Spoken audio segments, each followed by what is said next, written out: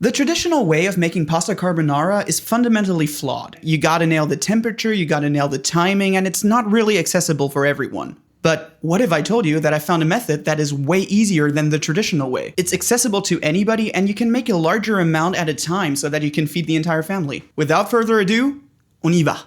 Alright, so of course we're gonna start with guanciale, right? I don't know if you're made of money or something, but I've tried it and it costs twice as much and tastes maybe 10% better than simple pancetta. Although any kind of fatty cured pork is totally acceptable, like this smoked pork belly I got from a local farmer. 200 grams already cubed and ready to go. I'll start rendering out the fat by placing it in a small, cold pan, putting it over medium-low flame and forgetting about it. The fat will render and the whole thing will crisp up while I get my sauce ready. I'm making a single portion. But the beauty with this method is that you can feed the entire family at once. All you need is a large metal bowl.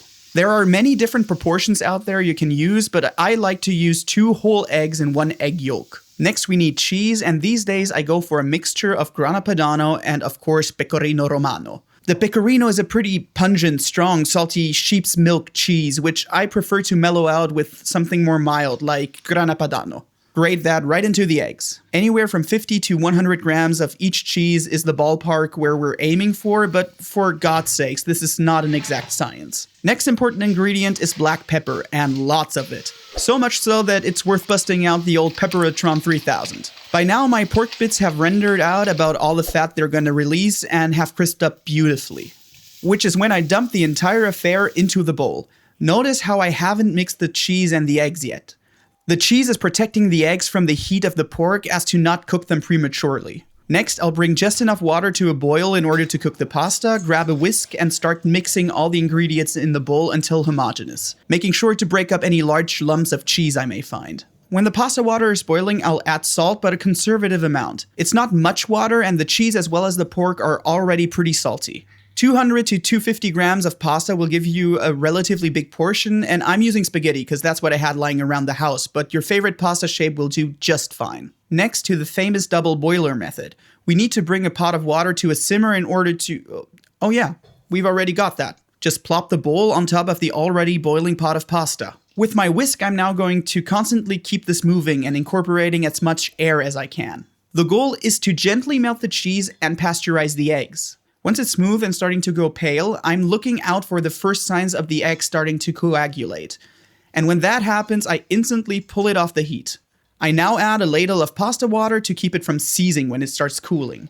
And voila, we've got our sauce. Now there's no rush or tricky timing or temperature we've got to watch out for. We can comfortably wait for our pasta to finish up, and once it's done, I turn off the heat and just lift it out of the pot right into the bowl. Then we toss our pasta with the sauce and assess for texture. This is a little too tight for my taste, so I'll just loosen it up with some pasta water from the pot.